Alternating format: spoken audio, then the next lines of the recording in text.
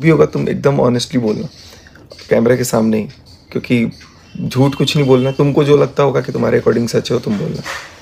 कोई भी इसमें मैनिपुलेटिव नहीं, कोई भी चीज़ नहीं। तुम अपने अकॉर्डिंग बोलना और मैं जहाँ गलत होऊंगा वहाँ पे तुम हमको रोक देना कि नहीं यहाँ पर आप गलत बोल रहे हैं, ऐसे नहीं है। क्योंकि जो चीज़ें हैं वो सामने कैमरे के सामने अगर हम बात कर रहे हैं, लोग जुड़े हुए हैं, लोग परेशान हो रहे हैं। किसी का कमेंट भी आ रहा है कि कोई मतलब बहुत सारे लोग बहुत कुछ कर रहे हैं परेशान होकर के। सचिन और मनीषा ही हैं। कहानी लगभग 2 साल की ना।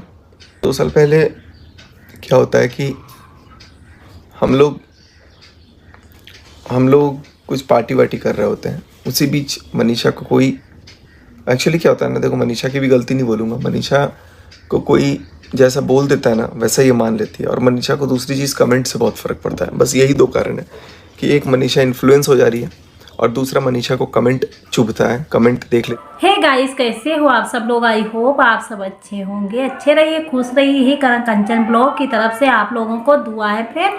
और हंसते मुस्कुराते यूं ही करण कंचन का सपोर्ट करिए। वो वहाँ पे मनीषा इतना परेशान है तो उसका भी आप लोग सपोर्ट करिए और छोटा सा कमेंट करिए, उसको समझाइए कि वो इन सारी चीज़ों से अब निकल आए। बाहर निकलना तो इतना आसान नहीं है, लेकिन उसको निकाल लेती है तो कमेंट से इसको दुख होता है। और कहीं ना कहीं ये बात होता है हर इंसान को, हर पार्टनर को, जो कपल होते हैं उसमें हर पार्टनर को दूसरे को ये फ़र्क पड़ता है। नो डाउट मनीषा की वजह से ही आज ये चैनल खड़ा है। लेकिन 90% मनीषा का योगदान है तो 5% मेरा होगा कि नहीं होगा? आप ही का है पूरा है। नहीं, हम नहीं चाहते कि चीज़ें आगे बढ़ें। करना पड़ेगा क्योंकि उसकी लाइफ की बात है और इन सारी चीज़ों में पड़ी हुई है। मतलब चाहे जो लेडीज हो, इन सारी चीज़ों को देख के उसे दुख तो होता ही है। तो यहाँ पे सचिन समझा रहा है कि ये जो मनीषा है ना, तो दूसरों की बातों में आके और तुरंत ही फैसला ले लेती है। तो कोई भी लेडीज हो इस तरह। और उसके वजह से क्या होता है कि इसके दिमाग में एक चीज़ बैठ जाता है, तो पता ही नहीं है। हम लोगों ने उसको बहुत छुपा के रखा, चीज़ों समझाया, समझ गई, ठीक है, 1 बार समझाया, 2 बार समझाया। जब तुम बोली थी कि हमको अच्छा नहीं लग रहा है, ऐसा हो रहा है, तो मैंने बोला कि किसी ने कुछ बोला है। इस तरह का बर्ताव नहीं मतलब बर्दाश्त कर पाएगी चाहे जो लेडीज हो।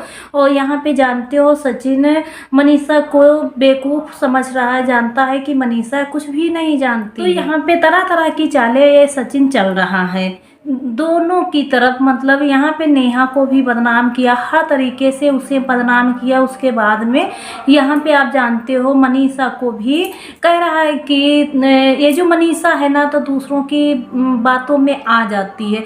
लेकिन इतना मनीषा, आप लोग जितना सचिन समझ रहा है कि मनीषा बेवकूफ़ है, इतनी मनीषा बेवकूफ़ है नहीं। जो मनीषा को कोई चीज़ें समझनी होती ना, तो ये पहले इतने अच्छे से मतलब नेहा के साथ में रहती थी, तो तभी ना समझ गई होती। जब नेहा के बारे में सब लोगों ने कहना शुरू कर दिया, तब भी मनीषा ने कहा कि तब भी हम चुप रहे, क्योंकि हमें ये जो चीज़ें थी ये सच नहीं लग रही थी, तब भी हम चुप रहे। लेकिन अब जब सर से पानी ऊंचे हो गया, मतलब हर चीज़ें हमें भी समझ आ गई हैं। जैसे हम वीडियो बनाते थे, मतलब शॉर्ट वीडियो बनाते थे, तो उसमें हम आ जाते थे। तो ये जो सारी चीज़ें थी तो जगत दीदी को नहीं पसंद थी। तो तुरंत ही सचिन के पास कॉल करके वो कह देती थी कि मनीषा को यहाँ पे क्यों लिया है। ये जो वीडियो आपने बनाया है ना, तो इस वीडियो को जल्दी से डिलीट करो। तो मनीषा धीरे धीरे मतलब कहती रही कि ऐसे होगा और यूं ही कह रही होंगी, हमारी दीदी हमसे बड़ी, हमको ज़्यादा नॉलेज, हमें इतना नॉलेज नहीं है, तो ऐसे ही होगा। लेकिन उसके बाद में जब ये लोग मतलब इनके रिश्ते आगे बढ़ने लगे, तब मनीषा ने कहा कि ये जो रिश्ते आप लोग, जो सचिन हैं, जगत दीदी हैं, तो इन्होंने अपने रिश्ते को आगे बढ़ाने लगे। तब मनीषा ने समझाया, कहा कि इन रिश्तों को आप लोग आगे मत बढ़ाइए और घर की बात है घर में ही सुलझा लेते हैं। लेकिन यहाँ पे आप जानते हो, यहाँ पे सचिन को ये सारी चीज़ें नहीं मंजूर थी समझाने के लिए। तो वो अपने रिश्ते में आगे बढ़ता रहा। उसके बाद में जब नेहा की मतलब नेहा आशीष तिवारी की इंगेजमेंट में, उसके पहले ये सारी चीज़ें हो चुकी थी।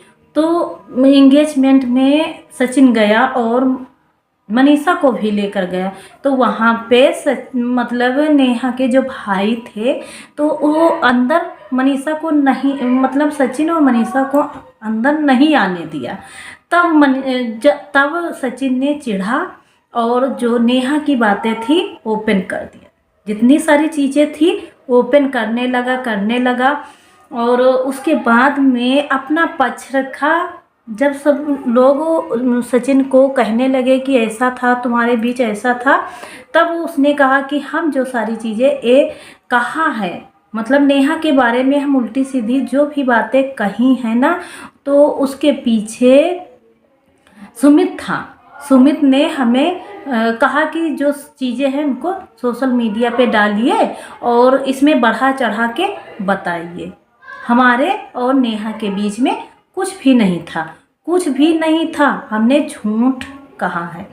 तो यहाँ पे सचिन ने ये सारी चीज़ें झूठ तो कही हैं, लेकिन यहाँ पे मनीषा से अलग हो गया। ज़िंदगी भर के लिए मनीषा से अलग हो गया। सासू माँ यहाँ पे कह तो रही हैं कि मनीषा और सचिन को हम अलग नहीं होने देंगे, लेकिन हमें भी नहीं लगता है कि दिल टूट जाता है उसके बाद में जुड़ जाता है, ये तो लग नहीं रहा है। लेकिन हाँ, मनीषा चलो मानती है सारी चीज़ों को, हाँ सचिन की गलतियों को नज़रअंदाज करती है ना, तो एक रिश्ता जो है तो आगे चल पाएगा। और ये सचिन जो है तो एक उसके पास कड़ियाँ नहीं हैं, बहुत सारी। हम लोग इंतज़ार करते रहते हैं कि यार जब सचिन का ब्लॉग देखते हैं ना, तो कुछ लाइफ में चल रहा है और कुछ मतलब डाल देता है वीडियो में, उसका राज खोल रहा है। बस यही सचिन सारा दिन करता है। इसके पास में सचिन के पास दिमाग नाम का चीज़ ही नहीं है। सचिन के पास दिमाग ही नहीं है। इसे तो हमें लगता है कि किसी पागल कुत्ते ने काटा है, जो ये पागल हो चुका है। क्योंकि यहाँ पे नेहा को बदनाम किया, फिर सृष्टि को बदनाम किया, फिर नीतू दीदी को बदनाम किया, फिर ये अपना रिश्ता भी तोड़ने पे तुला हुआ है। तो इसे यही लगता है कि इसे कोई पागल कुत्ते ने काटा है, जो सचिन यहाँ पे हर क्रिएटर को बदनाम करने में लगा है और एक से बढ़कर एक कड़ियाँ निकालता है, एक से बढ़कर एक कड़ियाँ।